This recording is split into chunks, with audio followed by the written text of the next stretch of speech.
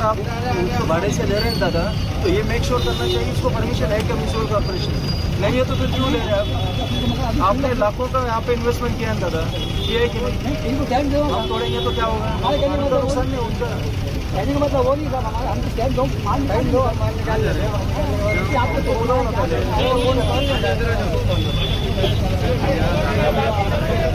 कोई भी वो तोड़ के जाएंगे मगर वो अपना माल निकाल के लीजिए। अरे निकाल लो, बाकी मत ही करो। चला साइड निकालो सामान निकालो दुकान के अंदर का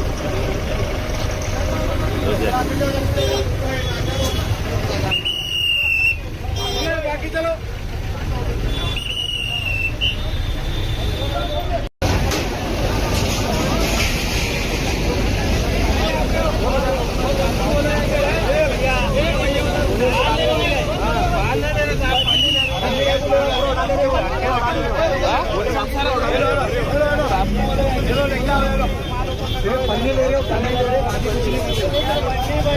पन्नी ले रहे हो, पन्नी ले रहे हो।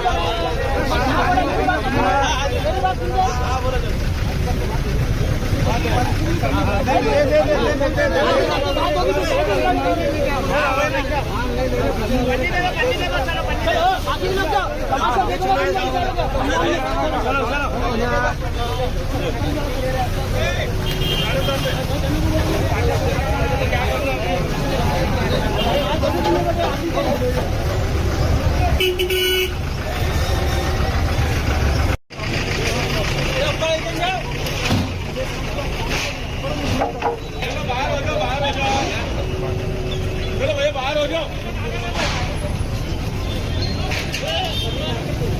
चलो भैया बाहर हो, बाहर चलो बाहर हो जाओ, चलो बाहर हो जाओ। अरे परके लाइट कट के लिए क्या परके परके लाइट वाला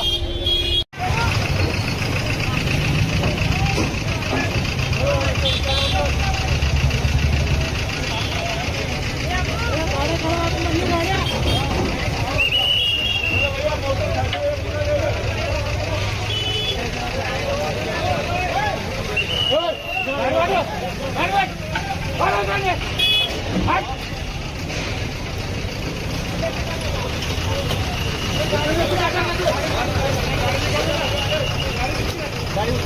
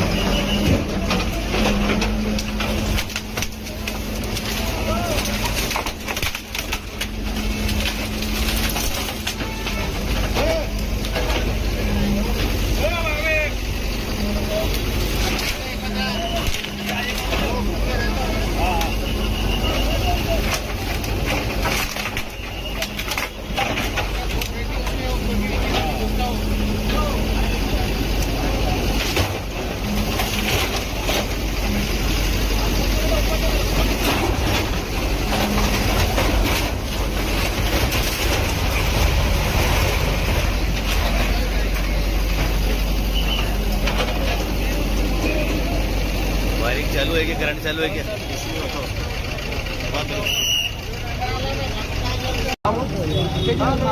हमने 8.5 निकाले हैं. याच्यामध्ये कुठल्याही प्रकारचं जात धर्म पंथ वंश याच्याबद्दल आमचं कुठलंही म्हणणं नाहीये. आमचं म्हणणं आहे सर्वसामान्यांना वेटीस धरून कुठल्याही प्रकारची व्यवसाय करणं हे अभिप्रेत नाही आहे. अशा ठिकाणी भागामध्ये आम्ही 2 दिवसांपूर्वीच महानगरपालिकेतर्फे जाहीर आवाहन नागरिकांना इथल्या जो अधिकारीवाले आहेत त्या सर्वांना आम्ही एक नम्र आवाहन केलेलं होतं की आपण या ठिकाणी जे रस्त्यावरती जे वाहतूक आहे ती वाहतूक सुरळीतरित्या सुरू होऊ द्या. आपल्याला जे व्यवसाय करायचे आहेत च्या अनुषंगाने आम्ही त्याच्याबद्दल कुठलंही म्हटलेलं नव्हतं. मात्र सर्वसामान्य ज्या या भागातून जाणारे नागरिक आहेत त्यांना कुठल्याही प्रकारचा त्रास न व्हावा हा त्यामागचा उद्देश होता.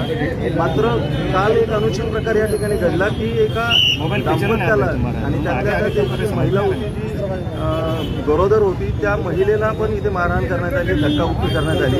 त्यामुळे या ठिकाणी कारवाई करण्याबाबतीमध्ये आणि या ठिकाणी मध्ये नागरिकांना जे काही असुविधा होत आहे त्यांच्या मूव्हमेंट करण्यामध्ये यासाठी आज महानगरपालिकेचं पथक इथं आलेलं आहे. या ठिकाणी आम्ही फक्त एकच आमची विनंती आजही आहे की कुठल्याही बाबतीमध्ये सर्वसामान्यांना वेटीस धरून आपल्याला कुठलेही व्यवसाय करता येणार नाहीत.